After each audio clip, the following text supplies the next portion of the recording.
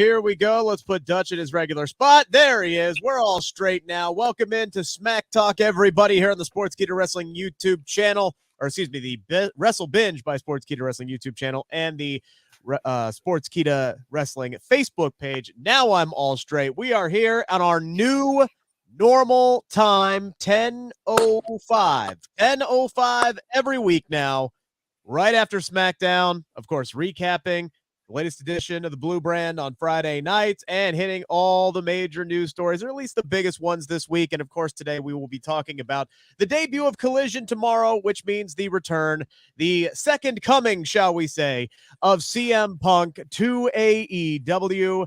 And we will talk about today this quote-unquote bombshell interview that dropped on ESPN. Punk talking for the first time since the last time we saw him talk, which we all know the fireworks that erupted there at the media scrum. So we'll dive into all of the details, juicy or not there. Guys, Roman Reigns tonight lost his right-hand man. He lost his heir to the throne. He lost Jey Uso in another really, really strong Bloodline segment. We are going to break it all down for you guys. Appreciate everybody who is in the chat. Feel free to send your comments in throughout the show. We'll get to them as quickly as possible. You can also send us a super chat if you would like, and that will guarantee that your comment gets read on the air. Dutch, how's it going, sir? How you doing?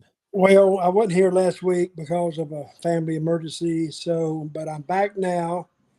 I appreciate everybody that contacted me, and I appreciate that. I really do. We are happy to have you back here, Dutch. Be back with you guys. I missed you. Did you miss me? Missed you a lot, Dutch, as always. See, I miss you even more right now. Right now. Okay. We've had this happen before where you just kind of bounce in and out. So hopefully it's infrequent tonight. But what did you think of the 2 hours we saw here tonight, Dutch? Well, the last segment, to me, the payoff, and I agree with Sid, the payoff was tremendous. Because I didn't think that the finish kind of shocked me. I'm thinking, now what are they going to do now? But it was time for it. Everybody's happy now. The Usos are back together. Now Roman is back to scratching his head. Paul Heyman is back to scratching his head. And everybody is left with the same thought. What is Roman going to do now? How's he going to get out of this? So they turned the page, they advanced the story, and I think this was still wrestling at its finest. It leaves people thinking, but not only thinking, looking forward to what they're going to do next. And that's the trademark of good booking. Yeah, and we didn't get to talk about what happened last week between Jey and Paul Heyman, where, Heyman kind of laid out all the secret plans. He was sweet-talking Jey Uso. He was basically offering him up the bribe, right? Everything he ever wanted. Oh, we're going to give you a United States Championship match. You're going to win your first singles title, and it's going to be because of Roman Reigns. You're the heir apparent. You're going to take over for Roman Reigns. You're going to be the tribal chief. You're going to be the one to lead this family. This is what we've had planned all along.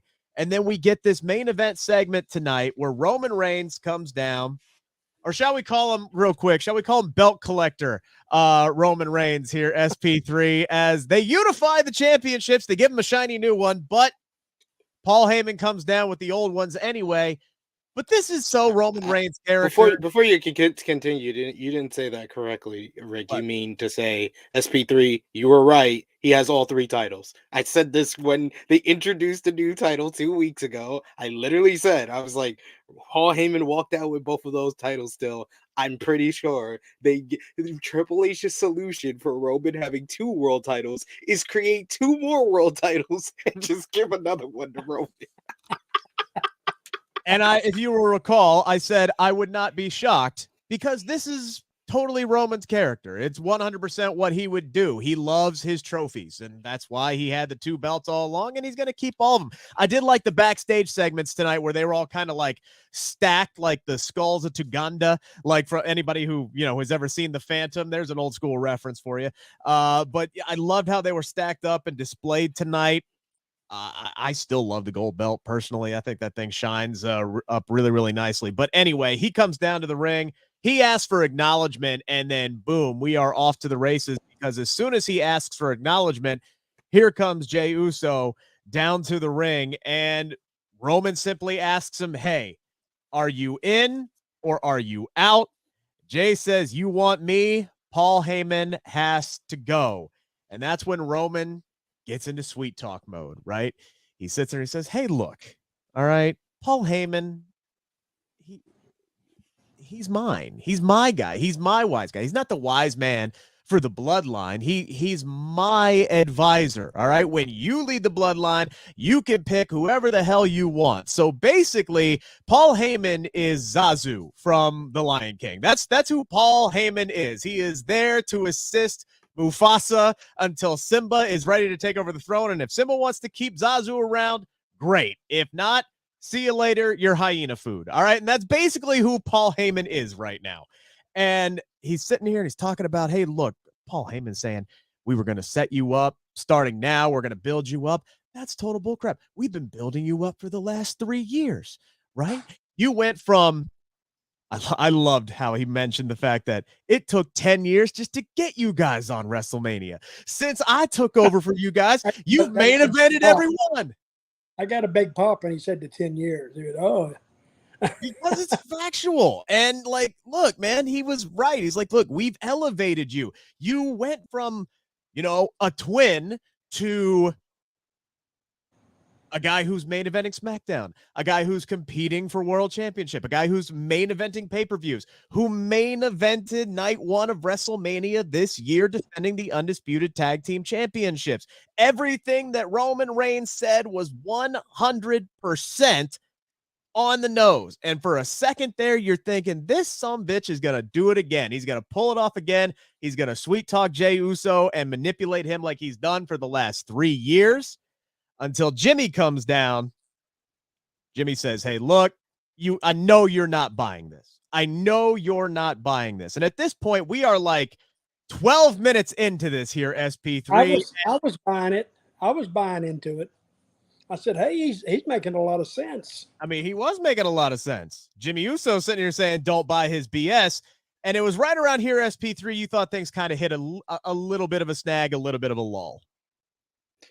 I just didn't like the whole way to kind of shift the focus and lead us into kind of the final stretch of this whole thing was for, Paul Heyman and Roman Reigns to say, who's the person that never that was against you being the right-hand man? And they pointed out Jimmy Uso. And I was just like, well, everyone knew that. Everyone knew that already. Why are we acting like this is new information, Jey? I was like, this is not making me want to root for Jey, even though I know the final solution to all of this is gonna be Jey, siding with his brother and turning on Roman. But it just made it in that instant, it made him look dumb, or it just made it feel like it was just trying to stretch it out for 5 more minutes with him turning the fury onto Jimmy. In the end, we got there. We got to a fantastic ending, and overall, it was a great segment. I just didn't understand the logic of that, where everyone, including Jey, has acknowledged that Jimmy didn't want him to be the right-hand man because he felt he was being manipulated by Roman. It wasn't jealousy. It wasn't any of that they're alluding to. It was more of he just didn't like Roman manipulating his brother. So I just felt like they really tried to stretch that out there and then give us into a false sense that Jey was going to side with Roman, and they had to stretch it there. Yeah, if Jey had ultimately sided with Roman, that whole story would have crumbled, just like you said. But Jey immediately turns around here, Dutch, and I thought he cut one freaking hell of a promo. He did his job to try his absolute best to try and sell everybody in Lexington tonight, everybody watching at home, that he was actually going to turn on his brother, and he starts digging way into the past. He starts talking about how Jimmy is the older brother. Always listen to your older brother. Always follow your older brother. I've always had to live up to you. I've had to live up to the prom king. I've had to live up to the player of the year. I've had to live up to most likely to succeed, and now you're the one sitting here holding me back. And you know what? Blessing in disguise. You get hurt. I step up. Now I'm main event right-hand man Jey Uso, and you know what, son? You are out. And I am too. And then he turns around and he kicks Roman Reigns' head off of his damn body, and the entire crowd erupts. And now WWE has built an incredibly hot babyface tag team in the Usos. And no kidding. No kidding. And they did it that quick and that fast. I mean, they could have went either way with it. This is the best way to go, because now is on the hot seat. What is he going to do? And the crowd popped on it. Hell, I popped on it. Because I thought, well, if they go the other way, it's going to be flat. Flatter than hell, and it would diminish my interest in the story. But now, since they went this way, now it's a brand new slope, a brand new slant, a brand new angle, and it changes. So now I'm wondering where it's going to go, because I have no idea. And that's the beauty of wrestling, because I've never really seen this before. I've been in this business for over 40 years. I've never really seen an angle like this. Nobody else has either, because it's never been done. They took their time with it. Everything they did made sense. And if you went back and thought about it, and I don't think about things as deeply as Sid does, you know, he had all these questions about, well, you knew this, and I didn't know it, because I don't think that deeply on it. But the end sell job was great, because they sold me on it. And then when it happened, I said, oh, okay, good. And Lexington, Kentucky, in that Rupp Arena, they popped. Yes. You ever been in that arena, Rick? I have not, unfortunately, Dutch, as you'll pop back here in a second. Yeah. No, I have not been to Rupp Arena. It's on the bucket list, though. Huge. 21,000 seats. Yeah. Now, Dutch, to your point, that's part of what makes SP3 so damn impressive, is that this man watches every minute of professional wrestling every single week. It don't matter if it's WWE, NXT, New Japan, ROH, Impact Pro Wrestling, WWE, AEW. He watches it all. And this dude still remembers shit that happened 20 freaking years ago down to a T. I mean, I don't know how he does it, but that's why I love working with this man, because he can always keep people like myself in check who have forgotten certain things, to be completely honest with you. That's why this man is so valuable to be on this panel. How many hours a week do you watch, Sid? So it's a full-time WWE has 7 hours of television, so I watched that. Then AEW up until this week have 3. So that's 10. I'm at 10 hours. Then you got ROH is 2 hours. That's 12. You got Impact is 2 hours. That's 14. Then I'll squeeze in something from either New Japan or Stardom or All Japan Pro Wrestling. I watch certain matches from All Japan and Stardom, but New Japan shows are like 2.5, 3 hours. So about like 15 hours a week. No, you're 15. Up to 20. You're up okay, 20. 20 or so. Now they're adding 2 more with Collision starting tomorrow, and that doesn't count pay-per-view weekends, where sometimes there's like 3 damn pay-per-views in one weekend. It's a lot. The man's a machine, folks. The man is an absolute, utter machine. I don't know how you do that. I really don't. I couldn't do it. Thank you. It's a full-time job, all right? But there's a reason this man does it full-time, because you have to be full-time to watch all that. But I will say, and write about it. I will say, this is one of the rare WWE storylines where it's paid off to pay attention and to remember all this stuff, because that's why I was a little bit annoyed with that part Yeah. of the segment, because I remember vividly when Jimmy came back and he was against Jay being the right hand man, because I was just like, this is what this story is very much like the Sopranos of professional wrestling. It's about a family. It's very nuanced. You have to remember certain details and certain dialogue that people have said, character motivations, like everything pays off, and it basically benefits the viewer for watching and paying attention. And that's why I love this storyline. I've said it once, I'll say it again. This is a top 3, honestly, a top 2 storyline in WWE history. I think the only thing that compares to it as far as week to week episodic television in WWE history is McMahon versus Austin. That's it. That's the only thing that even is up on this level. And I think by the end of this entire story, this will go down as the greatest WWE storyline of all time if they stick the landing. It's all about sticking the landing at this point, because it's just giving you so much great television and great segments like we saw tonight. So how many hours did you come up with, Sid? 17 or 16? Over 20. Yeah, upwards to between 17 to 20 a week. You watch NXT? Yeah, I counted that. That's another. Oh, you counted that. Okay. All right. Yeah. Good finish tonight. Great finish. Now, the question is ultimately, what is the landing? What is the end game? Is it when Roman drops the WWE Universal Championship? Is that that I think that would be ball game, right? He talked about in the WrestleMania post scrum how they're only in the 3rd inning of this ball game that they're playing. So ultimately, the end game is whenever Roman drops the championship, whomever he drops it to. Now, the question is he going to be defending it at Money in the Bank, or are we heading toward a tag team match, Usos versus Roman and Solo? They could put the title on the line in a tag team match. I could make that.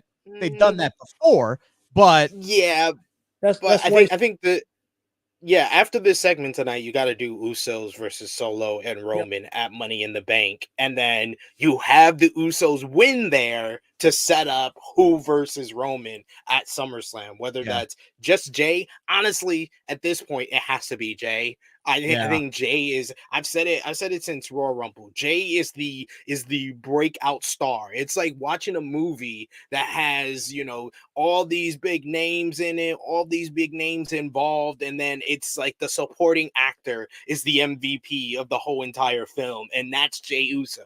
Jey Uso is so nuanced with his character motivations, and he's just been a part of every big moment in this story. This story started with Jey and Roman. The real tribal chief story and the bloodline story kicked off with Jey and Roman, and to turn it all back around 3 years later, 3 years since Roman made his return at SummerSlam, you do Jey Uso versus Roman Reigns. And honestly, I know people want Cody to finish the story, but I'd be perfectly fine. I've been saying this since the Royal Rumble and since Jay's performance there, and nothing has taken me off of this. The story would be sticking the landing and doing a pirouette, a moonsault, a 450 splash on the landing if Jey Uso is the one that ends Roman Reigns' title run. I think that is the perfect ending to this bloodline story, even more than Cody finishing the story. I was one of them. Go ahead. The chat agrees with you. Chris says Jey versus Roman at SummerSlam. Look, Dutch, to his point, the farther we get away from WrestleMania, and I was way on board, right, with Cody being the guy to take the belt away from Roman. The further we get out from WrestleMania, where now you have Cody, who is not only mixing it up still with Brock Lesnar and is probably going to face Brock Lesnar at SummerSlam, right? He's now mixing it up with the bloodline, and he's fighting Dominic Mysterio at Money in the Bank. And no offense, Dominic Mysterio, because he's one of the best heels that WWE has right now, insane amount of heat. But going from the main event against Roman Reigns to 2 pay-per-views later, you're fighting Dominic Mysterio on a pay-per-view that everybody thought you would be competing in Money in the Bank for. Feels like a major drop-off. And the further we get away, the further it's like, I don't see them coming back around and doing Cody and Roman at WrestleMania 40 in Philadelphia, which was always my fear of, well, how do we do this? How do we navigate this for a year out? It feels like Cody is lost at sea at the moment, as far as the world title picture is concerned. He may have right now. But where everybody said it's Cody and Roman, and it wasn't that, now that makes the people think. Now they're booking it in their own heads. What would be the best? What would I do? And they're judging. But whatever they do, the story is so good, I think they're going to stick with it. And I think whoever Uso he faces first, Roman, I don't think they'll win it there either. I think they'll drag this out past SummerSlam because they got this angle going. As long as you don't kill the main antagonist, which is Roman, I mean, he can get beat in tag teams and this, that, and the other. Yeah. That will really build the guy that beats him. But what's going to count is who he drops that belt to. And if he I think if he dropped it to the Usos now, it's way too soon. They're losing a lot of ratings and a lot of, house money. So I think they're going to drag this out because it's still very enjoyable. It's not old. They keep it fresh. They keep it new. And that's the secret of their success because we're all guessing and the fans are guessing. But we're guessing in a good way because it's good stuff. Nick says Cody never winning the world title. He may not, but ultimately I think he will win. He'll win either. At the very least, he's winning the World Heavyweight Championship. At the very least, he's winning the World Heavyweight Championship. I think he needs to win the WWE title, though, personally. That's him actually finishing his story. Ozzy saying Cody versus Seth. I don't think Seth is going to be the World Heavyweight Champion at WrestleMania next year. The way he's going, I don't know if he's going to have a very long reign, but that's just a feeling. I think by next year, honestly, at this point, if I was a betting man, I think Gunther is probably World Heavyweight Champion by WrestleMania 40 next year. Personally, he's going. I'd go with Gunther. Dutch, you love Gunther. Oh, I do love him because every time he goes out there, he makes you believe. And he's not a big talker. He talks, to the point directly. He does his believable.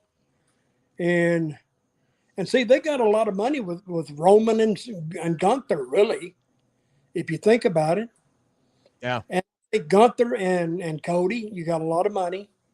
So I think they're gonna stay on the Gunther bandwagon. And whatever they got planned now can change in an instant. Drop of a hat, yeah.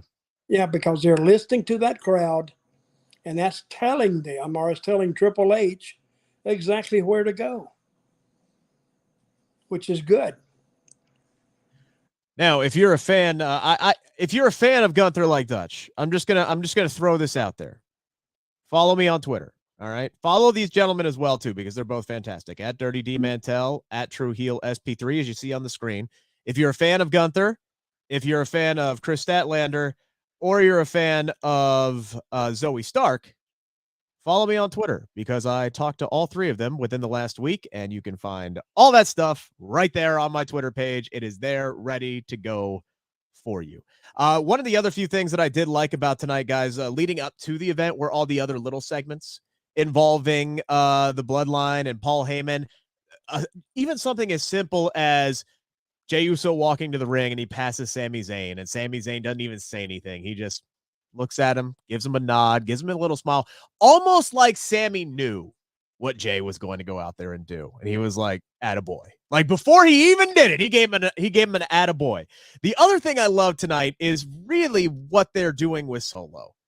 Like Paul Heyman returns to Roman's locker room after he talks with Jey, and he's there to deliver the bad news that he didn't get an answer from Jey Uso. And what does Solo do? He just steps up, Heyman wets his pants, and he runs out of the freaking room. And Solo just looks over at Roman and says, "You want me to take care of this for you?" And Roman just laughs. He's like, settle down. Settle down. All of a sudden, Solo has become the Bloodline's hitman, and he is thirsty. He just wants to take people out. He's a guy who loves his job and wants to do all the wet work, right? He just wants to, he will be the assassin, the eliminator, whatever you want to call him. He is the Bloodline's hitman, and I love that they've turned him into that. He's a guard dog. He just wants a steak. Yeah, they're building Solo the right way, taking their time. Again, the fans' brain is working overtime. And when you think about these guys, and then you say Gunther versus Solo, well, I would be interested in that right now, just to see what they would do with it. And Cody versus Solo, I'd be interested in that too. So they're getting these individual baby faces over, individual heels over. And if they pace this correctly, that could take them well past the year, well past WrestleMania next year. Because Triple H has showed his hand that he is willing to invest time in getting these guys over. And the longer it takes to get them over, that means, if you don't do anything stupid, that means the longer they'll last. I like it a lot. Yeah, the second that Solo delivers a spike to Roman Reigns, they got a star on their hands. They got an absolute money top-level babyface. Whenever they decide to pull that trigger, if they ultimately do, because I think if Roman is going to drop the titles at WrestleMania, he's got to be alone. He's not going to have the backup that he's had the last few years, right? He's not going to have the family with him. So at some point between now and Philadelphia, Solo's got to break out on his own, and whomever Roman is going up against at WrestleMania, it's finally going to be a fair one-on-one fight with only the wise man there, basically, unless he also walks away from Roman. Long way to go. Interesting to see how this all unfolds. But again, now we have reached new territory. It's a battle, not so much over the titles, but over self-respect, over, family. Just, hey, don't use me. And there's a whole lot of ego and pride and family mixed into this. And it is 100% just a fantastic story. They are doing a hell of a job with it. We do have a super chat from Roland Curtis here. Thank you. Appreciate it always. There, Roland. I think that the tag titles and Jey Uso alone winning a world title is too small. I'm hoping that the two old belts foreshadow a triple threat scenario where each Uso beats Roman for the original titles. I do not foresee that happening. The second that Roman Reigns drops the belts, those two old ones are gone. They are gone. I think the Universal title itself, as far as being part of the title of the championship, is gone as well, and the Universal title lineage will go away. Yeah, I just, because then that would legitimately give them, if let's say each Uso were to win a world championship, then they would have 3 world titles. Technically 4 if you want to count the NXT championship. There's too much. They already do have 4 belts. Like, let's be real here. 4 belts, yes. I've said it before. Triple H's solution, his grand solution, was for Roman having 2 world titles, was to give him another one and create another world title for somebody else. Like, I'm legitimately, I put it out on Twitter, I'll say it here. I really feel like at this point, Triple H watches Smack Talk and he's trolling me. He's trolling me at this point.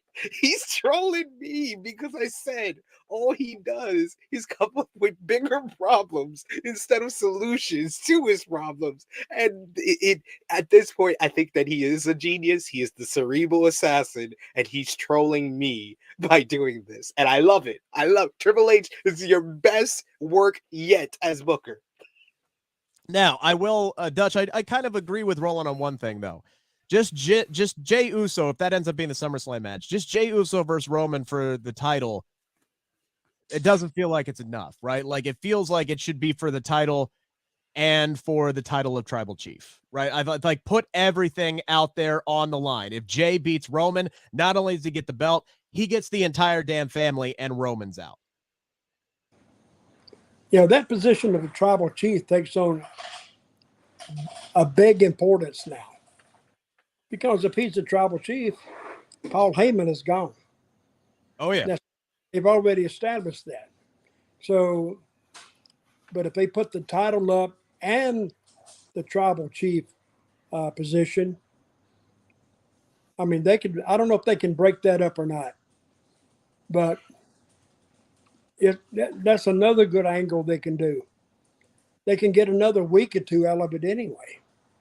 But you make a good point. I don't think it's two separate things. That's why a lot of people, I've seen people on the other side of the perspective from the people that are upset that Cody Rhodes lost at WrestleMania. And it says that this story needs the world title because that is the symbol of being the tribal chief of this family, is being the champion. So I think that that's one in the same. You don't need to make it for the tribal chief and for the championship. He's had the title for 3 years. That's what it's all about. It's about the undisputed WWE Universal Championship. And I think that the story is strong enough where if you have, Jey, actually, if I think the key to this is at Money in the Bank, it can't just be the Usos beating Solo. Even though you can make that work as well, which I'll explain. But I really feel the best outcome is Jey pinning Roman. It's been 3 years since Roman has been pinned. And I think that is the perfect scenario, especially if it's in a way like Solo's going for the spike, Jey moves, and he hits Roman with it.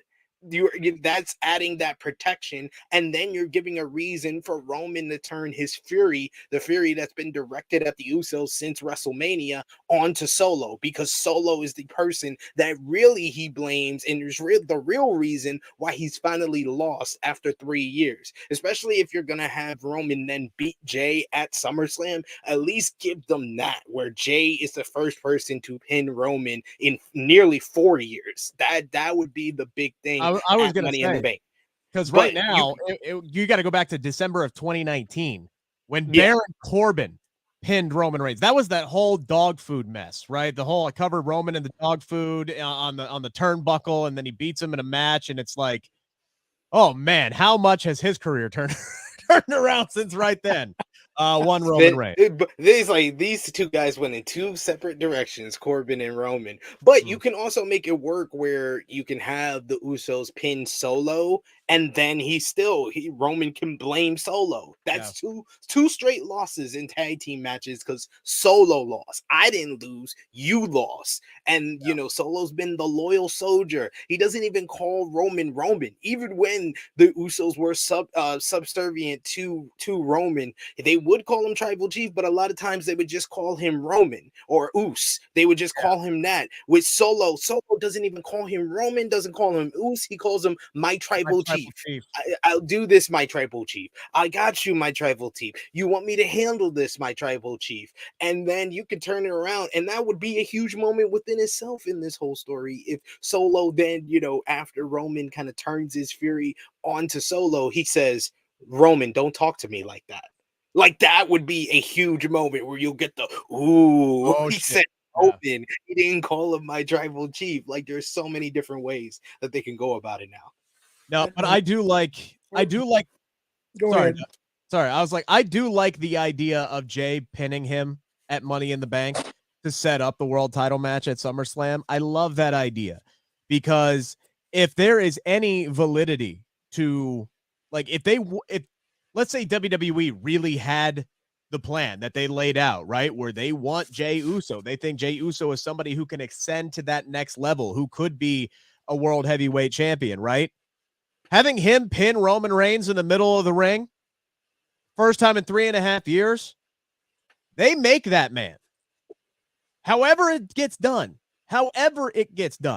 they make him if they decide to do that at Money in the Bank. And then they can still keep the title on Roman. It's a win-win scenario in that situation, I think, personally. I don't think Roman loses anything by that. It wouldn't be any different than any of Roman's victories because he lost to Seth Rollins. He lost to Cody Rhodes. There were several other people who had him beat. Hell, technically, he didn't even get to his feet during the last man standing match against Kevin Owens because he was handcuffed to the damn trestle, right? He didn't even get to his feet. The ref just stopped counting. This man has lost it's just never gone down in the books. I think it's a win-win situation if you have Jey be the one to pin him at Money in the Bank and set that up at SummerSlam. Dutch, your thoughts? Well, I'm looking at it like a fan. Wherever they take me, I think all these are valid scenarios of where they could go. And wherever they go, as long as it makes sense and fits within the parameters of the story, I'm with them. Because that's what makes good fans. That's what makes good angles. Because you got to make sense with it. And I have seen nothing where I think that Mr. Sid saw a little lag in logic in explaining this tonight. But me, I don't look that deep into it because I enjoyed it tonight. I thought it was a hell of a job. We do have another super chat here from Star Tracker Tracks. Appreciate it. I was watching 98 Raw, 1998. That was right around the time I started watching wrestling. Said everyone had a story. Dutch, why can't WWE sustain more than one storyline? All others are meet in the back and have a match. Look, there's some validity to that, right? Obviously, there are other people who have storylines right now. They got things going on right now between Finn Balor and Damian Priest. Bianca Belair and Charlotte are starting something now. We'll talk about that. But it does feel like they could be doing more with more people, given the size of the roster and the fact that they have two separate shows. Yep. But let's look back to hell, they had one story, and that's it. One story. Can you start over again, Dutch? You dropped out for a second. No, I said if we look back 9 months ago, they had one story. That's all they had. They had Roman and all that. They didn't have any other stories. Now, since Triple H has taken over, and I did fear when Vince came back that things would change, but I think Triple H has kind of righted the ship, and they're still on track because they got a lot more going on now than they did 9 months ago. Now, in 98 in WWE, F, that's what it was. Time, yeah. Yeah, they had a lot of stories, different era, but now I think they're almost trying to get everybody in something. And that's why some of the angles don't look as good because they haven't had time to build. Yeah. But I don't think any angle could build the way the story, the Usos and Roman Reigns' story has progressed. Because it's almost taken a life of its own. Yeah. It kind of books itself. And they do it in small increments. They don't do any. Tonight was a big step. One of the biggest steps they've taken. And it will be well received. And timing is everything on this, right? They needed to do this tonight because Dutch is like you alluded to earlier. If they had gone another way, they would have lost you, right? It would have felt like they were kicking the can down the road. Honestly, what it would have felt like is a Bray Wyatt segment tonight where it's like, okay, can we get to wherever the hell the checkpoint is so we can start the next thing? That was the biggest issue with Bray's comeback before his illness that has taken him off of TV now for several months. Was it just never seemed like we were getting to the destination. It was just, okay, we're still walking. We're still walking. We're still walking. 5 weeks later, we're still walking. Where's the end game? Can we get to a checkpoint? Can we find out who the hell Uncle Howdy is? Like, we never got there. This one tonight, it was timing. They needed to make it. They needed to make the move. They needed to put the Usos versus the rest of the bloodline, and they made it at the right time. What do you think the Bray Wyatt story didn't advance? It was this. We had the same questions for 6 months while he was back on TV. The same exact questions. We never got an answer to a single solitary one. Who's Uncle Howdy? What's the connection with Alexa? That story is dead in the water now because Alexa is expecting. Congratulations to her, but she's 18 months bare minimum before she comes back, right? So, I mean, there's a lot that, they never answered a single question with anything that was going on with him. They did a good build up to the lights out match, and then the match happened, and a lot of time got cut, and it was hard to see anything. And LA Knight came out of that somehow. Man, that guy is bulletproof. LA Knight is freaking bulletproof. They have done everything, starting from Vince McMahon telling him to shave off the facial scruff, put on a shirt, open it up, and start walking around as Max Dupree. And he survived all of it. And he's still here, and he still lost the match tonight to Santos Escobar that lasted 2.5 minutes, and he's punching out Rey Mysterio, doing all the heel chicken shit things he can do, and they're still cheering for him out of the damn building. That man's got to win Money in the Bank, Dutch. He has got to win Money in the Bank. Put this man on the right track, please. That would be great if he won it, because nobody is expecting him to do it. Nobody, not even himself.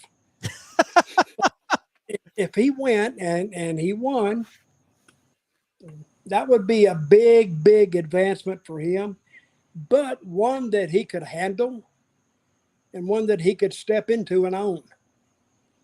He's a great, because I was with him in TNA and he was good there. He was learning, but he was good. And you know what, Sid? Actually, tonight's loss kind of makes me a little more optimistic that LA Knight is actually going to win at Money in the Bank. They tend to try to do this with the Money in the Bank winners, whether it's before or after or both. They don't win a whole lot when they get that briefcase. And I think that both Money in the Bank, my favorites for the Money in the Bank ladder matches, lost tonight. We had Selena beat Io Sky, who I think Io's going to win the women's Money in the Bank ladder match. And then you had LA Knight lose to Santos Escobar. And I want LA Knight to win the Money in the Bank ladder match. I think it's Damian Priest, because WWE, the way they have booked LA Knight, I'm just like, yeah, he can win Money in the Bank, and I would be happy. But imagine how much happier I would have been if they would have actually built him up for that. Like, how much in a better space he would have been if he had picked up some wins ahead of winning Money in the Bank. He would be in a much better position. I'd be a lot more confident in him as the Money in the Bank briefcase holder. But this is the whole thing with them having the Money in the Bank potential winner or lose beforehand. Don't make me very confident in their chances, because when I think of Money in the Bank winners who lose before they win the briefcase, I think of Damian Sandow. I think of Austin Theory. I think of Baron Corbin. I think of the worst Money in the Bank winners in the world. Dean Ambrose won a big feud against Chris Jericho before he won the Money in the Bank and then cashed it in on the same night. Seth Rollins was already the biggest heel in the company before he won Money in the Bank after the Shield turn. Edge was on a roll after the whole Matt Hardy feud before he won Money in the Bank. Like, when you think about the great Money in the Bank holders, you think about guys that had momentum going in. When you think of the guys that didn't have momentum and got losses before they win Money in the Bank, they tend to not be the best Money in the Bank holders, and I think that would be I think that would be the one thing that would be a threat to finally kill the LA Knight momentum that we're talking about here. The silver bullet, right, for LA Knight. Did I read this correctly? Carlitos is coming back to WWE. It's been a rumor for a while now. And it's starting to pick up some steam because he canceled some bookings recently. Yeah. So we'll see. WWE still to date so far this year has not hired anybody for the main roster. So he would be the first one if that actually comes to fruition. And they missed out on some big names, which Switchblade Jay White topping that list. But just real quick here, SP3, playing devil's advocate, right?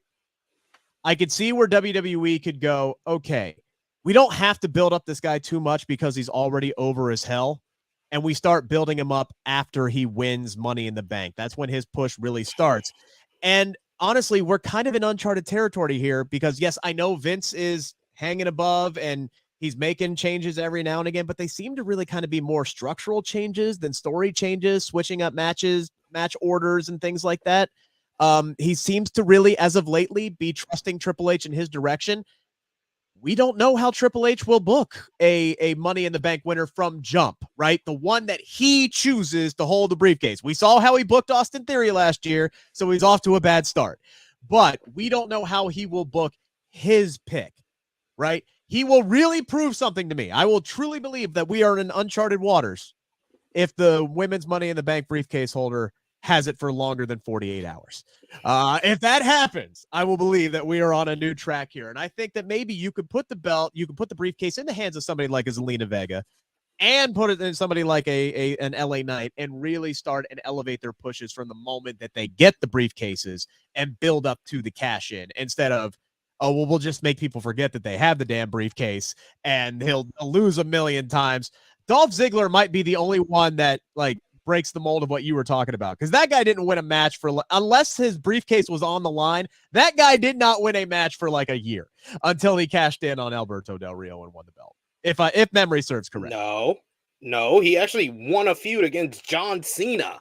He won. He eventually would lose to him afterwards, but the big matchup that I remember for the Cena Ziggler feud was him winning the Money in the Bank when the Money in the briefcase was on the line in a ladder match, and AJ Lee turned on Cena and aligned with Ziggler. He actually beat John Cena on pay-per-view before he cashed in Money in the Bank. And even him, you can say he was a good Money in the Bank holder, but even him, once he won it, bad luck caught up to him. Yeah, he got hurt. Now, Rick, why don't you remember that? I don't. Shit, man, I can't remember what I ate for breakfast. We got another super chat here from Roland Curtis. Really appreciate it, man. He said, like you guys said, Roman could be carrying all three belts out of vanity, but I don't believe that Roman's Undisputed is like 2001 Y2J's Undisputed. Y2J was not the undisputed WWF WCW champion. Undisputed WWE Universal, he believes, are two titles. I don't believe that to be the case. I'm not 1,000,000% sure, though, because even on WWE's own website right now, it's still listed as, if you click on Roman Reigns on the Superstar chat, right, it says WWE Undisputed Universal Champion, right? But if you click on him, it still has two separate belts listed, two different lineages. And Sean Ross at Fightful.com actually had a report out about this. And the belief is that whenever Roman does drop the belt, the other two belts will go away.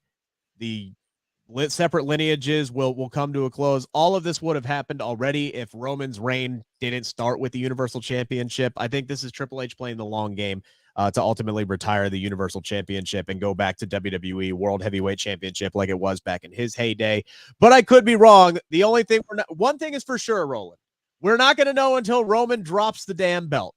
So let's reconvene at WrestleMania 40 in Philadelphia, where he might drop the title for the first time in 3.5 years. All right, guys, we have a whole other show to talk about here, the rest of the show anyway. So let's start from the top here. We have new number one contenders for the Undisputed Tag Team Championships. We had a gauntlet match here that started off with the Street Profits and the Brawling Brutes, and for the life of me, not 2 minutes after Wade Barrett on commentary says there's a reason the Street Profits were the first tag team off the board, were these MFers getting pinned and beat before the first commercial break. Oh, get that. I don't get upset about much anymore, right? It's all subjective. I tend to try to see the bigger picture. What on God's green earth are we doing with the Street Profits? What on God's green earth are we doing? Because if anybody so far from the draft has not lived up to where they were selected, it is the Street Profits, who they have done nothing with. Nothing. I can't remember the last time these guys competed for the tag team titles. I know it was against the Usos at some point during their run. You would have thought that they would be lined up for a tag team title shot, maybe even relatively quickly after the Usos dropped the belts. Has not happened, but I get it. This entire match was set up for pretty deadly. You had the Brawling Brutes after they beat the Street Profits. They ran through everybody. Like, nobody else mattered in this match. OC, they went out quick. LWO went out quick. Hit Row, why'd you even involve them? They were in, they were out. Literally, the only reason I think they were in this match is so Michael Cole could take a shot at Top Dollar. And regardless, after about 15 minutes, Sheamus is gassed. He's cooked. They've eliminated the other four teams. Pretty Deadly get in there. They have a nice little tussle for a few minutes. But ultimately, you get Prince, who hits the top rope leg drop on an exhausted Sheamus, pins him for the win, sets up Pretty Deadly. Dutch, I know you haven't been the biggest fan of theirs so far, but to me, if they're coming out of the gate strong here and they win this matchup and they're getting a promo exchange with Sammy and Kevin, and that's the direction they're starting to go, I think this is a good thing for Pretty Deadly tonight. I think they're getting set up for some success here. They got some good heat tonight, I thought. They did. Lexington hated the hell out of them. I enjoyed their promo exchange with Sammy and Kevin. I thought that was really good all the way around. What I like about Pretty Deadly is their chicken shit heels. I mean, they'll take off. You know those tough heels. They don't look like tough heels. They look like they'll run away when the going gets tough. Yeah, and work in their advantage. I don't think they match up well. Of course, I haven't seen the match. I don't think they match up with Kevin and Sammy after what Kevin and Sammy have gone through. It's almost like they're dropping down a peg. Maybe not much, but we'll see. Let's see how they work together. Because, you don't know how they're going to do till you put them together. And right. then you see what the chemistry is between them.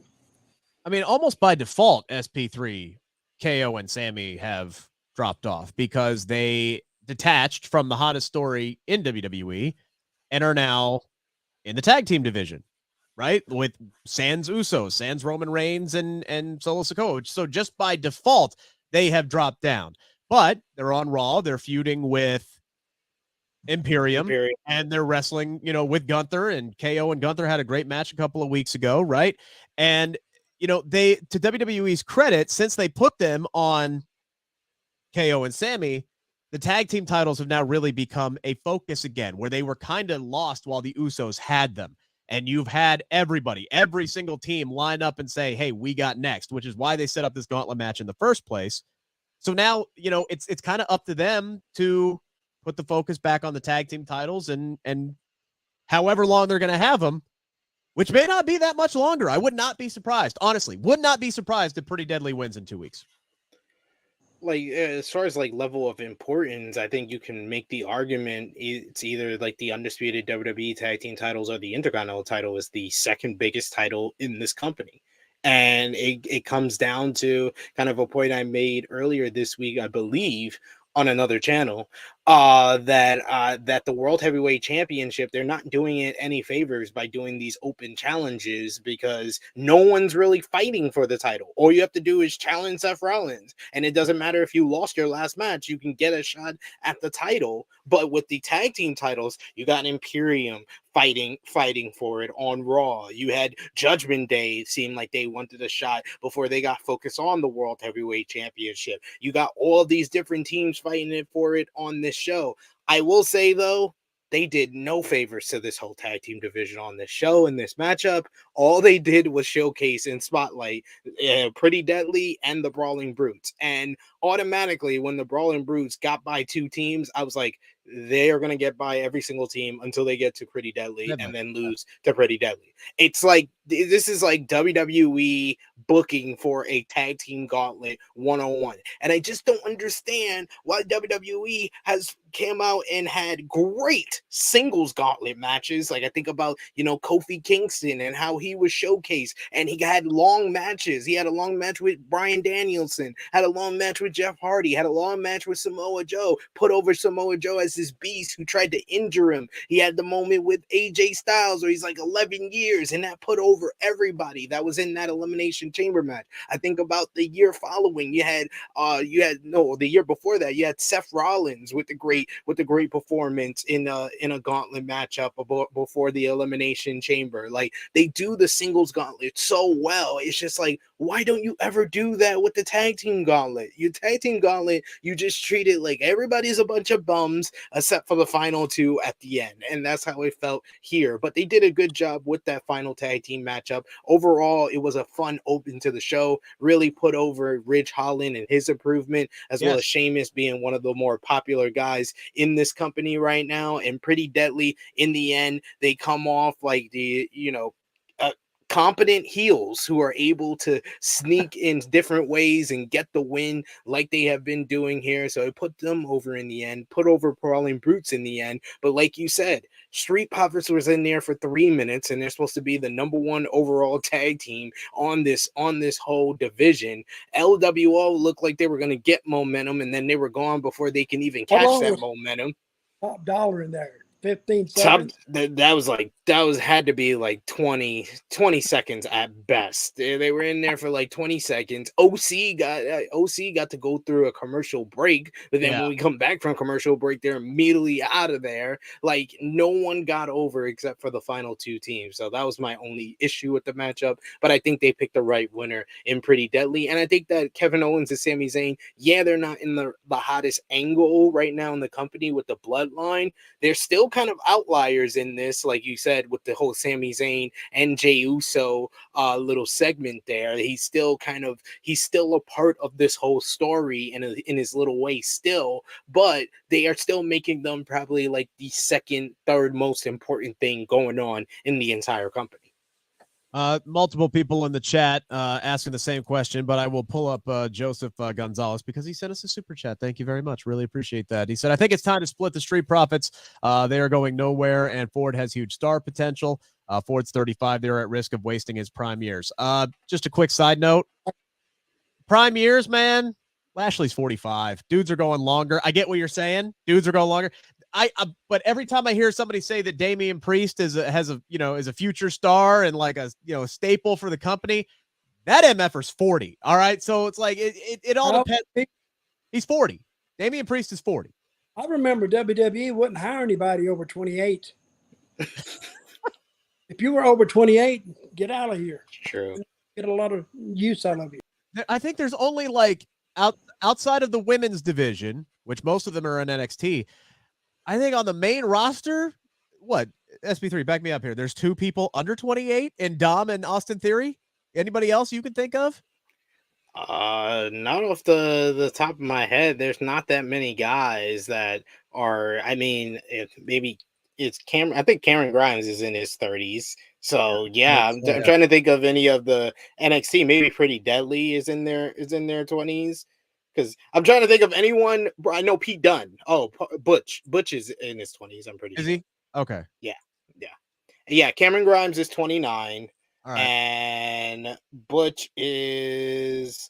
See, how old is Butch? Yeah, Butch is 29 as well. So you're right. Nobody under 28 is just for Dom and Austin Theory. Yeah. Hell, LA Knight, I think, is 41. We're talking about, we're talking about, hey, hopefully Damian Priest and LA Knight can get there. And you're talking about wasting Ford's prime years at 35. And we're talking about dudes who are 5 to 6 years older than this guy. But I get what you're saying, because I feel like SP3 for 3 damn years now, we have been talking about Montez Ford's potential as a single star. And look, if they aren't doing anything with the Profits as a tag team, start a singles push now. Have him. Look, Austin Theory wasn't even on the show tonight. Wasn't even on the show. Ford, Theory, United States title. Start it now. Start it right now. They already had, bickering going back and forth with each other ahead of the draft, ahead of WrestleMania. You got some history between the guys. Fire it back up. What are we doing? Should they break them up? I've always said no, you shouldn't. But hell, at this point, if it gets them both in a storyline that people are going to give a crap about and give them quality TV time, F it, break them up. I think they still have more to accomplish as a team, but WWE ain't interested in that right now. Why are we just having these 2 dudes sit on the shelf right now and do nothing? I don't get it. I don't understand it. But I'm not really. See, I think our attention is all, distracted by the main event angle. Sure. And it's hard to see some of this other stuff because that takes effort, even on the creative team. It takes effort, desire, and it kind of taxes your mind. They got the Roman Reigns and the Bloodline going so strongly. They're laying on that heavily because that's going to carry them through. So, and they don't want to use too many angles because you only got so many guys.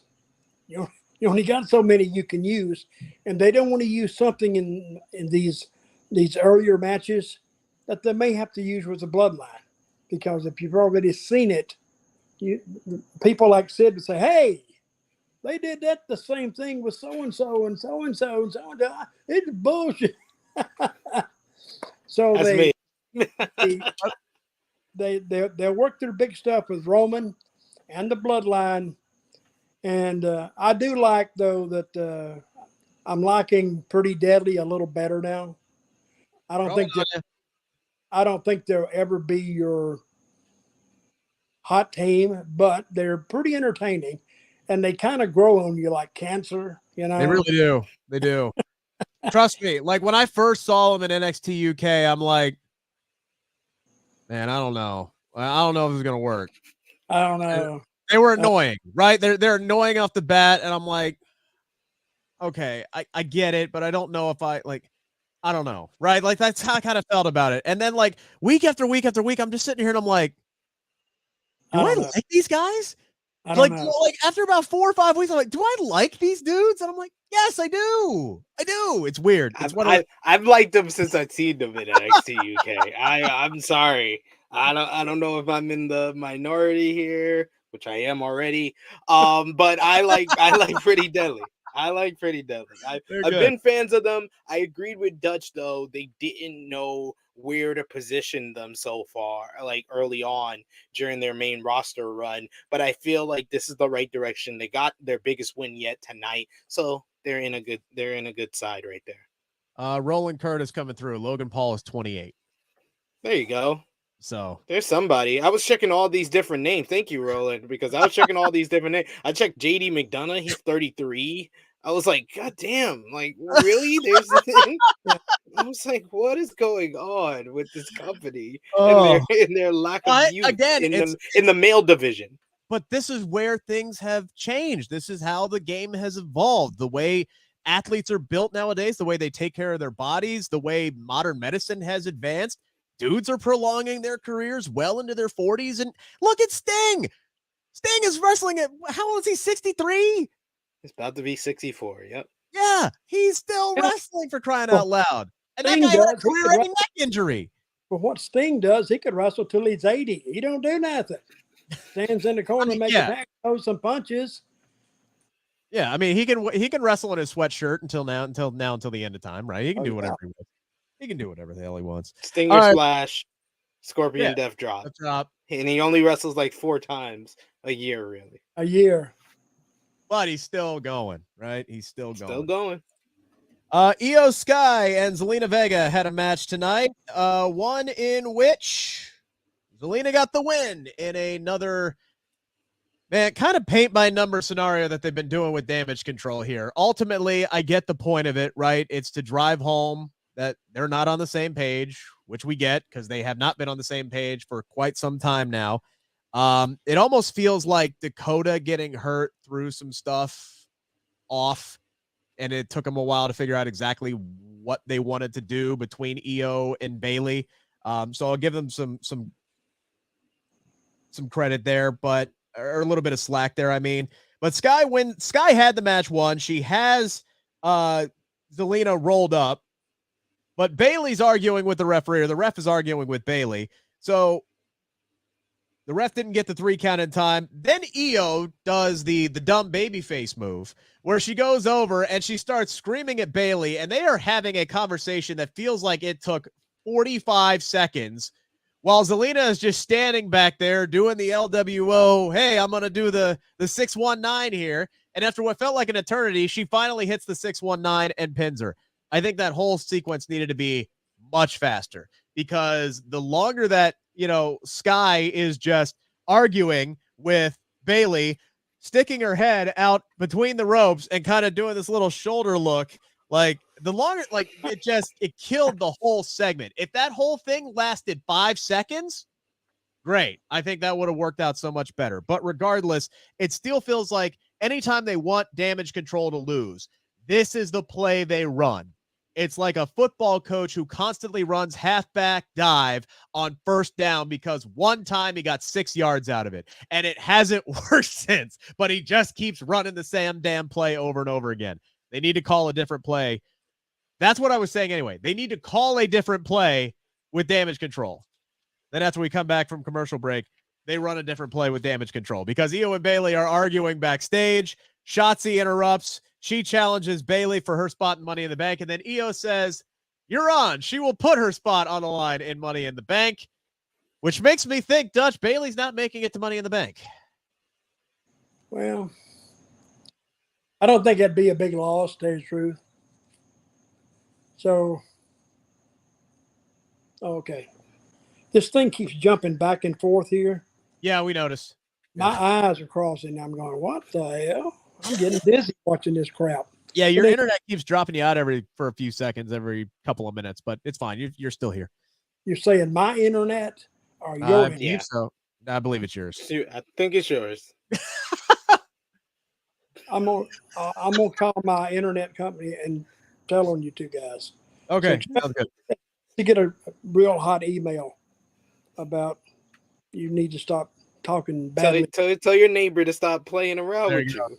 There you go. There goes his neighbor. His neighbor keep cutting them off.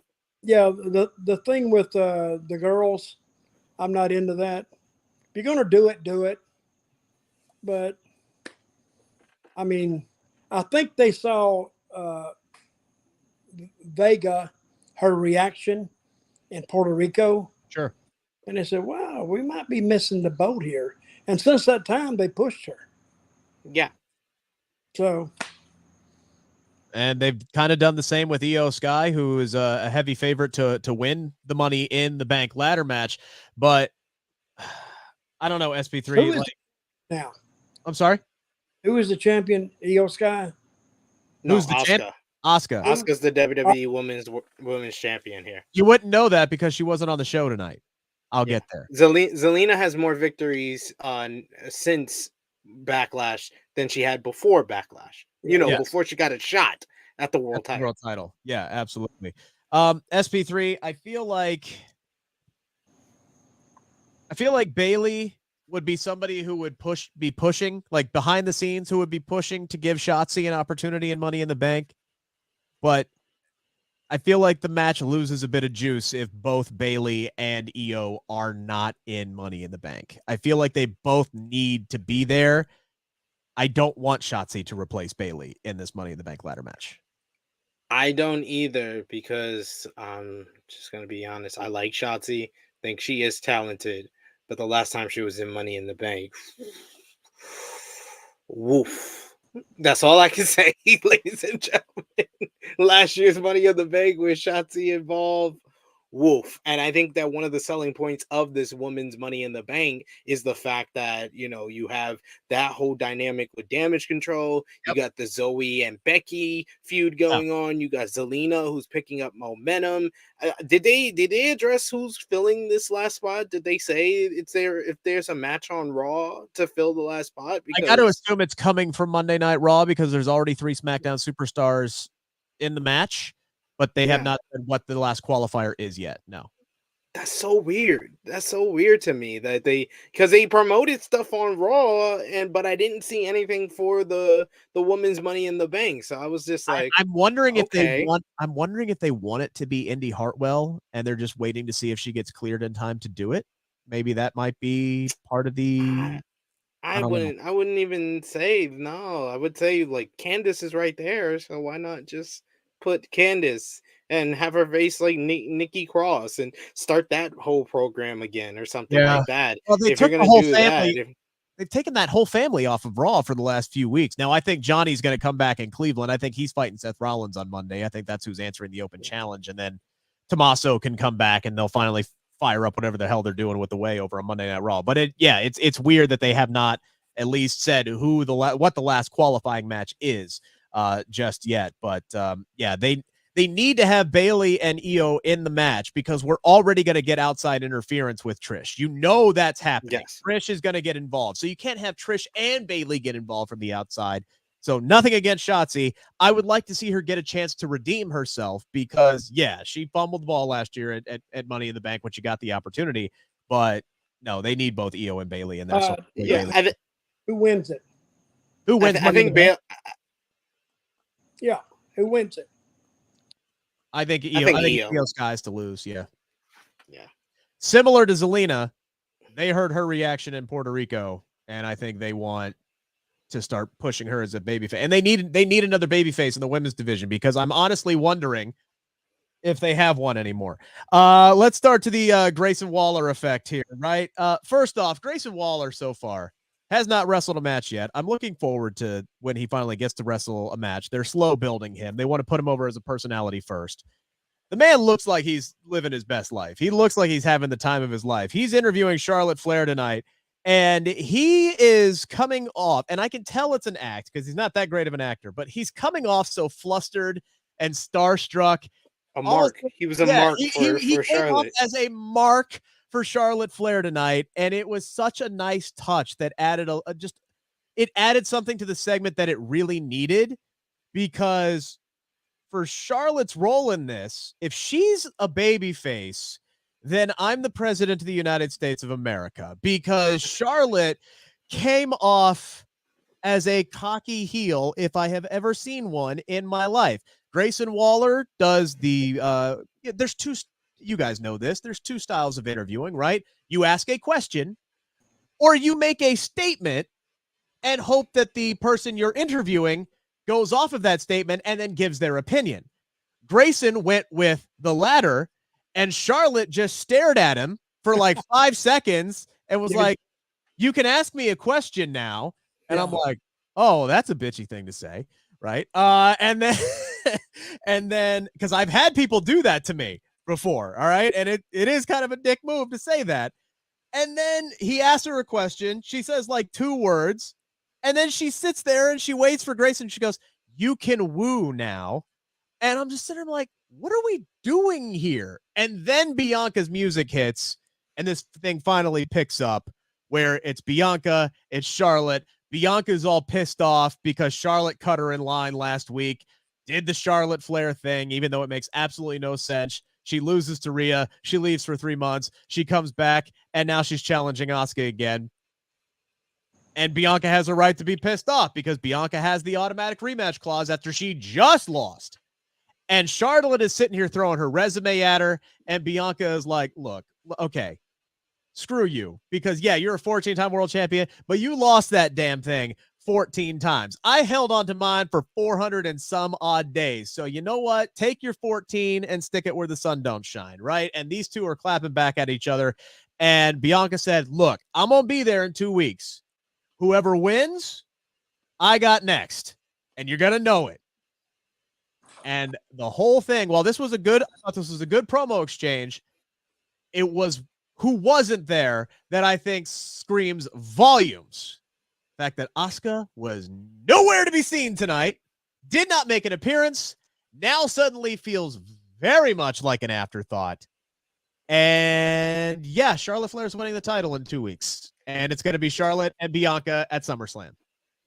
Tell me I'm wrong.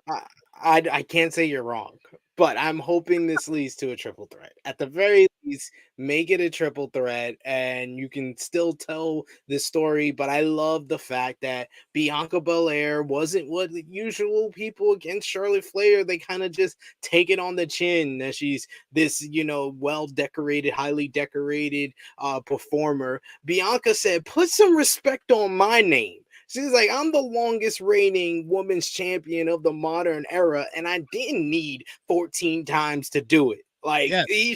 I love that she played her role very, very well, and it gave me more faith than I had last week, where I really felt like WWE made Charlotte Flair into a Karen, but was trying to tell me to cheer her. They really kind of went in on the Charlotte Flair character that we usually know, where she's cocky, she's very condescending, and she looks down on everyone else in the women's division. And she tried to do that with Bianca, and she said, She gave her the no, I'm not the one.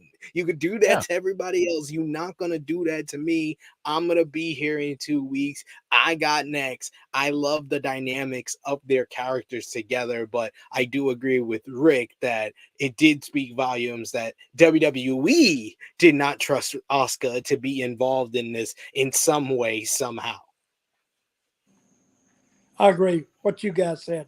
What I would have done, I think it needed just a little bit more. What it might have needed is a face-to-face, one shove, one shove. I think it needed a little One bit. shove, and No punches, no Right. punches. Like, Charlotte said, get out of my face. And, I put a shove back and then a stare off and then leave. What I would love out of this, right, is I hope it's a triple threat, or I hope Asuka comes out of this somehow, because I feel like Charlotte and Bianca, it's big enough at this point. It's a feud that doesn't need the championship. It really doesn't. And so much of Charlotte Flair's feuds have always been built around titles because she's always in the title picture. that was the one thing that Charlotte said where I was just like, well, why don't you ever stay away from the championship? It's when she said, I don't need a championship to feel like the champion. And I was like, then why don't you ever do anything without the championship? Yes. Like if you don't need the championship, then you should be able to do feuds without the championship, but you never do. I don't remember the last Charlotte Flair feud. No, I do remember the last Charlotte Flair feud that had nothing to do with the championship, and it was Lacey Evans sleeping with her father. Yeah, that's exactly what it was. So let's forget that ever happened, because I blocked that out of my memory until you just brought it up. My goodness. So here's kind of what I'm hoping, right? I like that. I'm hoping. Of course you did. Of course you did. Oh, yeah, I love Never that. forget, by the way, Lacey Evans was supposed to beat Charlotte Flair for the Raw Women's Championship at WrestleMania. Never forget that. Anyway, so here's what I'm hoping. I hope that, and I never really root for bullshit, but I'm really hoping we get some bullshit. I'm hoping we get some bullshit that sets up, DQ, Bianca gets involved. There's a melee. Maybe they set up a triple threat at Money in the Bank. Hell, maybe you know what? Give Asuka a damn win, because she needs one over Charlotte, for crying out loud, right? Let actually Asuka beat both Charlotte on Friday and have her beat Bianca like 2 weeks later, right? Ahead of SummerSlam, because of distractions or interference from one or the other, and set up that triple threat at SummerSlam.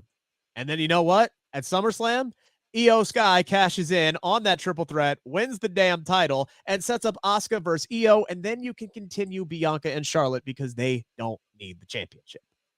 That's what I would hope. But either way, this is going to be good, because as you said, SP3, Bianca is finally somebody who doesn't have to sit there and take it on the chin, because Bianca's resume, even though she doesn't have the numbers, Bianca's resume is as impressive as any of the four horsewomen based off of what she has accomplished over the last 2 years. She has main evented WrestleMania. She has won multiple world championships. She held onto that world title for over 400 days. She's beaten every member of the four horsewomen multiple times, with the exception of Charlotte Flair. This is going to be good. I just hope that Asuka is just not a transitional piece in all of this. Like, she deserves to have a decent title run, because I can't remember the last time she actually had a decent title run. Pandemic. What else? Yeah, the pandemic. You're right. Yeah, when she was feuding with Bayley and Sasha. And she had, yeah. And even that, they broke it up because she lost a championship match by count out. Yep. And lost the title. We had a couple other minor things that happened on the show tonight. We had a mixed tag match, AJ Styles and Michin losing to Karrion Kross and Scarlett. Any thoughts about that match between either of you guys tonight? Well, it wasn't on very long. Karrion Kross won a match. I mean, and he beat AJ Styles. He beat former WWE champion AJ Styles. So I did not expect that to be the finish. Yeah, I thought, who did AJ piss off? Who did he make mad? I mean, Karrion Kross couldn't buy a win. All of a sudden, he beats AJ. And I'm like, wait a minute. They were throwing him a bone. They threw his ass a bone tonight. All of a sudden, the guy was like on the gurney and the EKG machine is flatlining, and all of a sudden they gave him a shock, and he's like, "Oh, I'm still alive. I'm still here. I'm still relevant." All right, like I still believe in Karrion Kross, but his book needed some help. He got it tonight. I'll tell you what, though, Scarlett. This was the first time we had seen her in the ring on the main roster. She can take a hell of a German suplex now. That release German suplex looked great. I loved her takedown of Michin. She didn't do much in this match, but she impressed me with what she did. I thought the double team between AJ and Michin on Karrion Kross was great. And if there was any kind of heat on Kross right now and any kind of recognition between Michin, that crowd would have popped for that. But they have not done very much with her yet. And Karrion, there's not a lot of heat on him yet because he's just been losing. So the crowd has been losing interest. But that was a great spot that the crowd didn't pop for that they should have under the right circumstances. And then, yeah, I love Scarlett trying to seduce AJ as a way to distract him. And he just takes off his glove and goes, "I'm married, bitch. I ain't doing this." And that's a quote, direct quote. If you missed it, he just goes, "I'm married, bitch." But the distraction still worked and he ended up losing. So this was quick.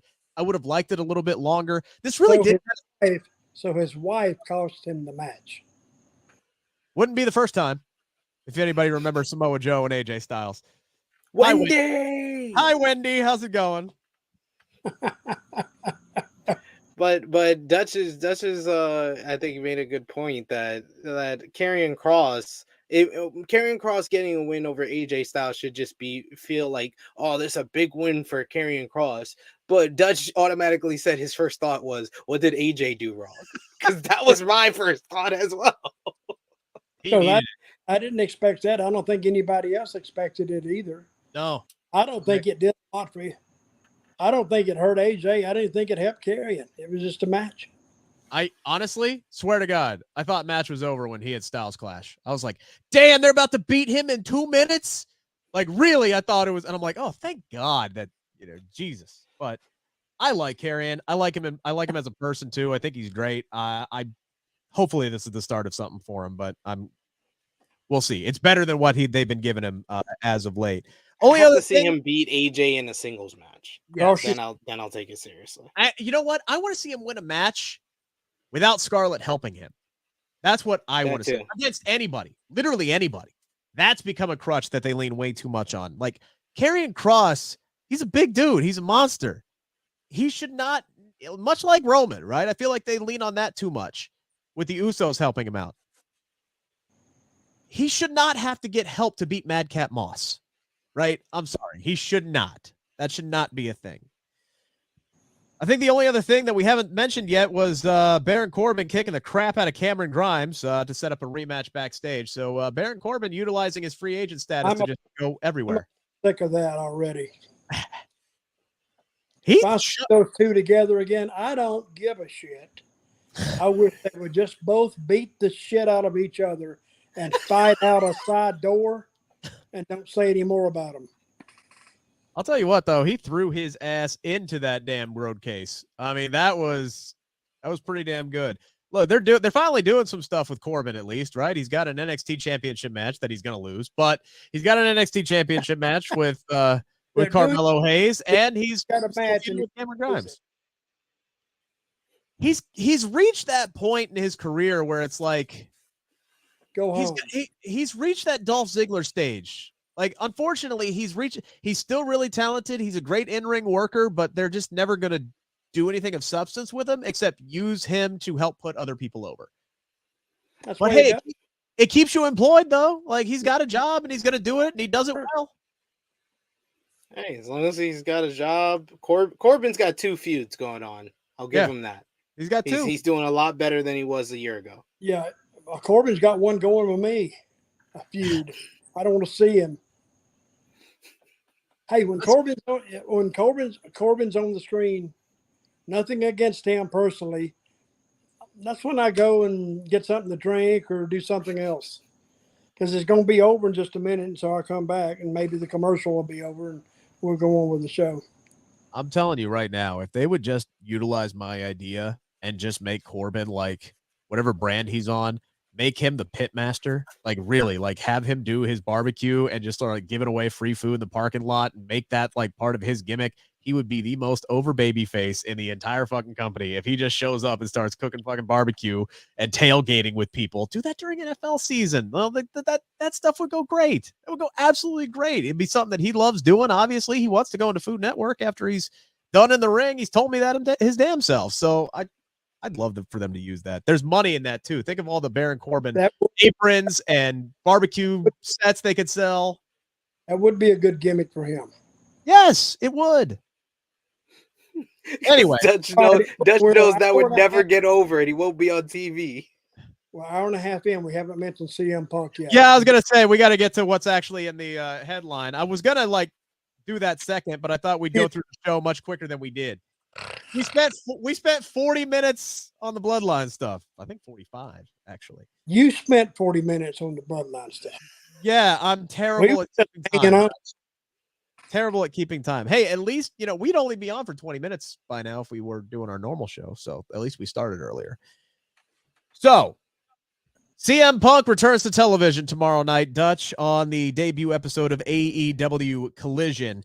And yesterday on the old IWC, it was doom and gloom because there started to be some leaks that CM Punk did an interview.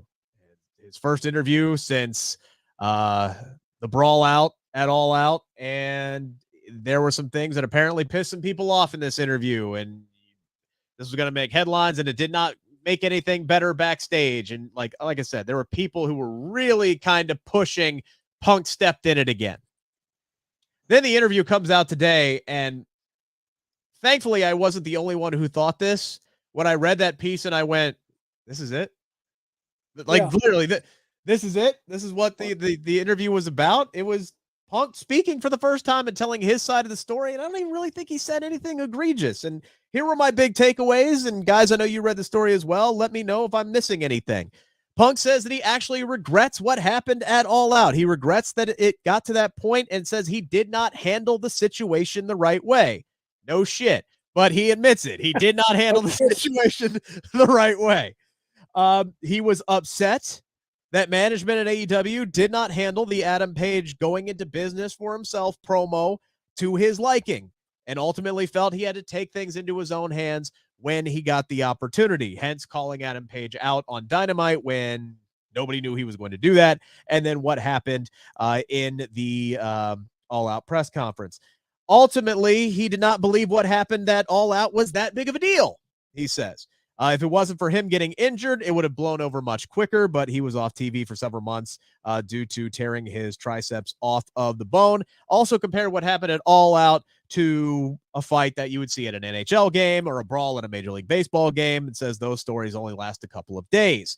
He has reached out to try and bury the hatchet with every member of the Elite. He is willing to have an open and honest conversation, and every time he reaches out, he gets an attorney response saying, "Do not contact my client." His words. He says Punk and the Elite will not be happening on television. He's going to be the centerpiece of Collision.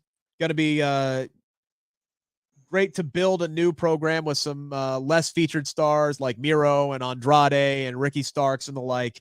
And he has got a lot to say to get off of his chest tomorrow night. Was there anything else that stood out to you guys in that interview? Because again, to me, none of that really sounds like anything egregious. He told his side of the story, what he felt, said he did regret it, says he has apologized, says he has reached out. I didn't see a smoking gun here that indicates anything. I'm sure there are people backstage who were pissed off that he was speaking again and that he's still in the company, but I don't see how this makes anything worse. According to earlier reports, he's going to say some stuff that makes people, they're going to be so mad they won't even show up in Chicago. But he didn't. So I'm getting ready to read something that's inflammatory. Yeah. Piss people off, but it didn't come across. Which now that pissed me off because I wasted my time reading that crap to have something to say, but he didn't say nothing at all. He basically said, I regret it happened. They won't talk to me. So, and I hope everybody tunes in to watch it. That's basically what he said. Yeah. It really kind of put over AEW SP3 Collision tomorrow night more than anything, because he said, tune in tomorrow night because I have a lot that I want to say. And that was pretty much it. I think you kind of missed out on the part that probably pissed off some people was his whole Hangman Adam Page and the fact that he still hates Hangman Adam Page from everything he says. I think you did mention that he was mad that the company didn't do anything. He then also said that he felt that the match at Double or Nothing was garbage because he felt like he had to protect himself, and he said that Hangman Adam Page chopped him in the mouth. And he thought the match was garbage because he felt like he had to protect himself because he felt like Hangman Adam Page was shooting on him, which bullshit. I mean, I can't say what happened in the ring. I can't say any of that, but it just really feels like he's like, well, they said I can't talk about any of these other guys, but Hangman Adam Page wasn't in that NDA, so I'm gonna say some things about him. That you're 100% right on that. I totally forgot about there was a lot in there. There wasn't anything major outside of that. I'm sitting here writing down bullet points and trying to do it from memory. But yes, CM Punk, exactly what you said. He did not trust Hangman Adam Page after the promo incident. And I didn't think the match with Hangman was garbage. I didn't think it was I thought it was great outside of Punk messing up the buckshot lariat. Like I thought it was a great twice. And he basically blamed Hangman Adam Page for it being a garbage match and said, and I quote, he poisoned everything about that world title feud after that promo ahead of Double or Nothing. Hang on. No, I'm mad at him. He's coming back. Don't worry. Cuss him out. I'm saying, damn you, CM. He is coming. He's almost there. There he goes. I'm going to lay all this at the feet of Tony Khan. Yeah. He needs to take charge of that company. And the old saying goes, you can't let the Indians run the reservation, or you can't let the inmates run the jail. And he's letting those guys, and he's getting friends. He's friends to them. And you can't do a business that way because they'll look at you, come on, man, do this and do that. He needs to be, he's the boss. Don't worry, guys. He's coming back. Boss. He's here. He needs to run it. His damn neighbor keeps shutting him out. I can't say anything about how this all came to a head, right? But I feel like at some point, again, it's total speculation on my part because I'm not backstage. I don't know exactly what happened, so don't take my word as gospel. But I feel like there should have been at some point, this whole thing could have just been squashed early on. If they just would have if somebody would have got him in a room, got him to talk to one another, they could have had their blowout or whatever it was, tried to clear the air about the whole Colt Cabana thing, and squashed it back in freaking April of last year, and then moved on. I feel like that should have happened pretty early. Somebody, management, leadership, maybe they tried. I don't know. But I feel like this was a very minor thing that almost completely derailed the company. Tony Khan should have shut it down at the scrum because CM Punk was very aggressive. Tony said and he did mention in the interview that he apologized to Tony Khan for what he said at the media scrum. He did. Yeah. Well, he should have. And Tony should have just say, hey, let's not talk about that. Try to get out of it some way. Because he did some damage there. That's the first wrestling scrum I've ever seen.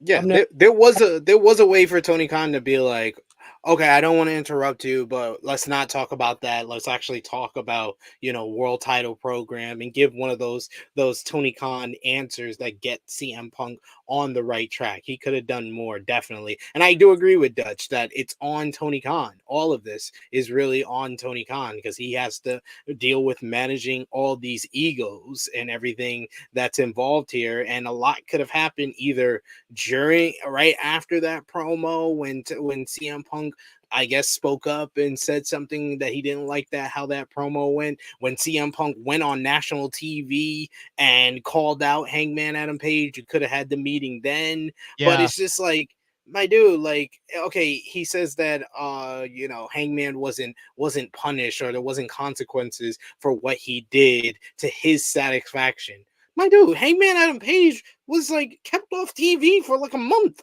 after that. Like, after Forbidden Door, where they needed him to fill a spot in the IWGP match, he was off of TV for near a month. Like, I think that was his punishment. I think that was his punishment. Not only that, The way he went from world champion to barely on TV, I think that was his punishment. If you didn't like that, you didn't think that was enough consequence, that's on you. and not only that, he put you over, man. He went out there, he did his job. You may not have trusted him during the match, but by the time it was over, I mean, other than, and I did see the video, there was a high chop that caught him across the jaw. And even Punk said in the interview, hard to tell if that was intentional or accidental, but in his mind, he couldn't figure it out, right? So he had to, in his mind, he was focused on protecting himself because he didn't know if he could trust Hangman. But by the time the match came to it, if that was the only little incident and the match came to an end and Hangman did what he was supposed to do, okay, you know what? He did his job. Shake hands, agree to disagree, and move on. I feel like that should have happened a long time ago, and it just never did.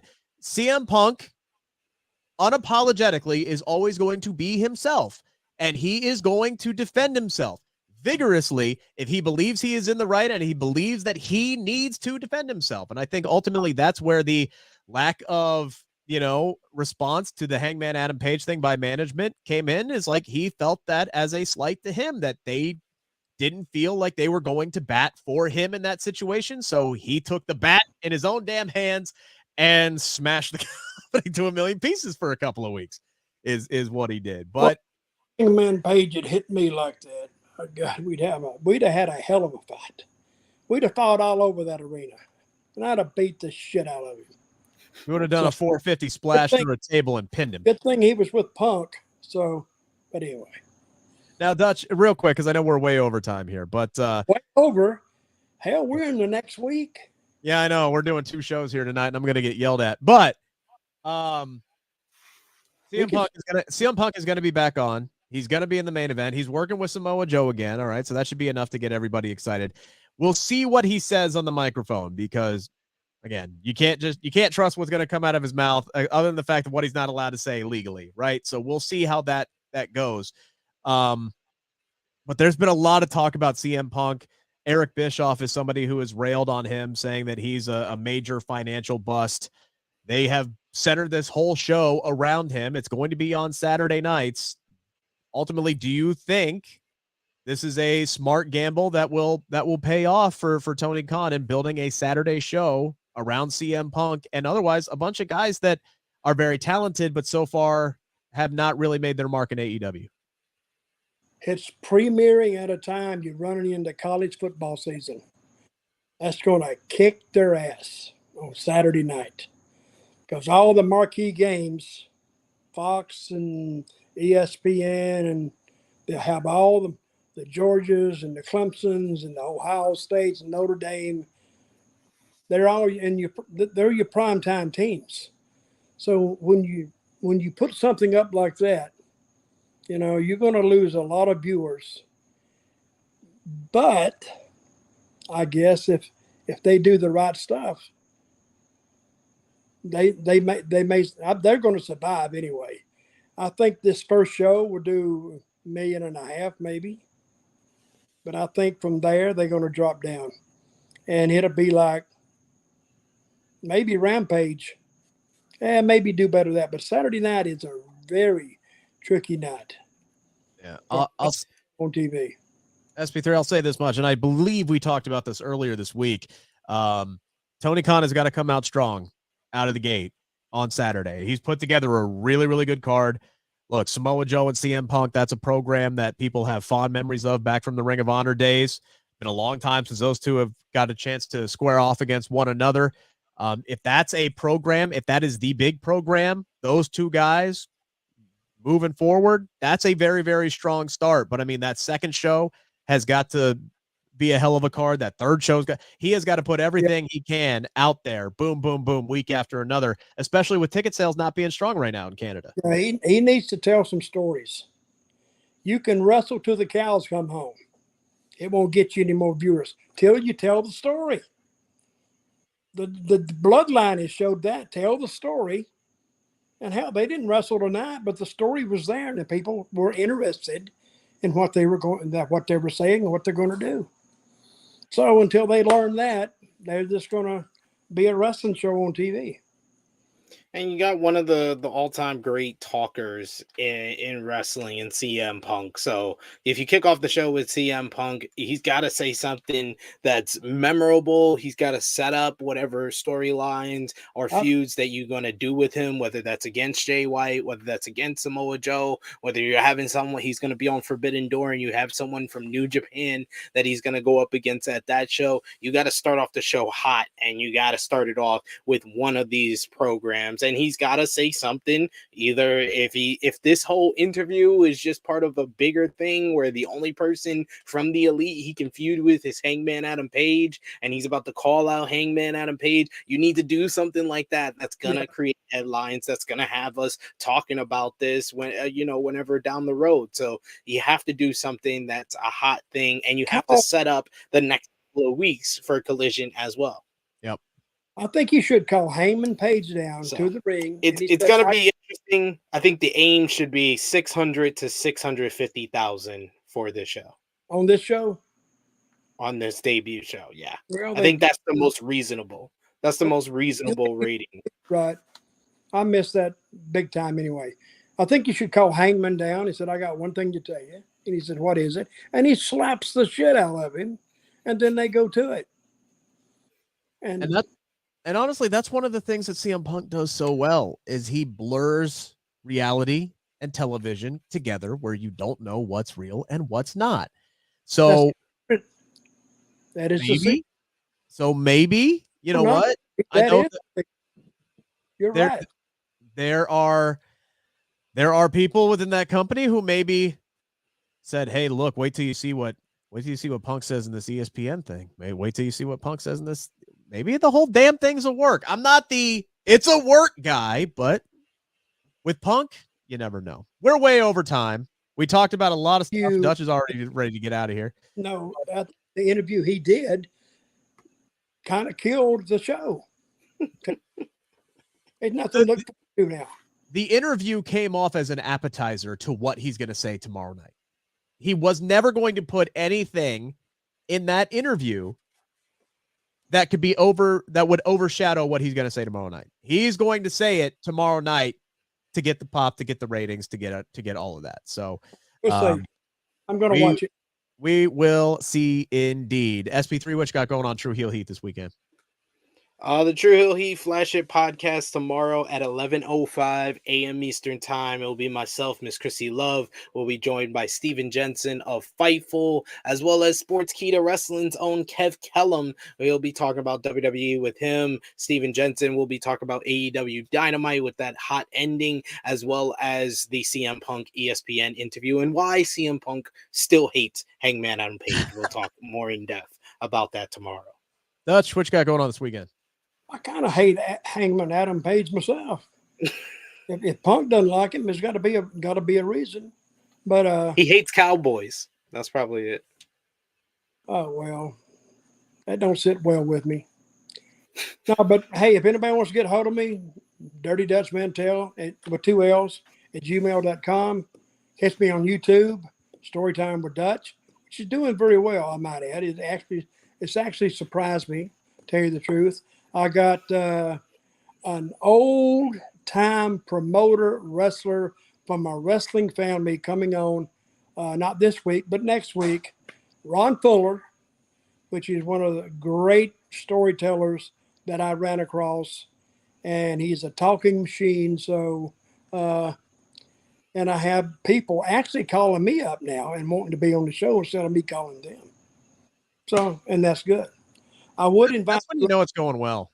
I would invite you on, Rick, but you'd want to talk too much, and I couldn't get a word in edgewise. And what about me? What about me, Dutch? Oh, Sid, you're booked. Anytime you want to come on, just tell me. Rick, Dutch, we're on a little bit. He's going to have to politic a little bit to get on my show. Dutch, there's some validity of what you're saying. All right, so I did a radio interview this week for a station in Las Vegas. Yeah. I went on the air at 11:15 Eastern Standard Time, so 8:15 out there. They kept me on for 2 segments. I went all the way to midnight. They asked me 4 questions. So What time did you go on? 11:15. There was a 5-minute commercial break in between. So And I you went 40 minutes. minutes. I went 40 minutes on 10 minutes per each question. Talk radio show host here, people. I am the ultimate guest. You need an hour to fill. I'm your freaking guy. Follow me on Twitter for everything that I got going on, whether it's talk radio, whether it's for SiriusXM or any of the 19 other outlets that I work for. Again, I talked to Zoe Stark this week. I talked to Chris Statlander this week, and I talked to Gunther this week. All those interviews, all the articles, they're there on my Twitter page at Rick Ucchino. Follow me there. For Dutch, for Sid and Dutch, because you guys have been flipping screens all damn night. Thank you guys so much for tuning in to all. And Rick's gonna be on the post show for Fightful. Sorry. Yeah. Collision tomorrow, post show, Fightful.com. He didn't promote it, so I'll get in trouble. You can get me in trouble. Rick's doing big things. Congrats, Rick. Frank, no, I'm not actually. I'm not bald. There you go. I have a 35 full head of hair still. All right. Anyway, so there you go. And look at mine. Look at there. I'm bald. I'm the only bald one here. 30 years between our ages. Look at there. You got a good head of lettuce, Dutch. I still do. It surprises me, but I don't care what I've always said I don't care what color's on top of my head, as long as it's still there. As long as it's still there, that's all I care about. My brother's only 4 years older than me. He is completely bald. Every time we get together, this dude looks at my hairline like he is a Bosley consultant. He is just waiting for the hairs to drop. It's hilarious. All right. Anyway, we're over. We're way out of time. Have a good weekend, everybody. Happy Father's Day out there. Happy Father's Day to everybody.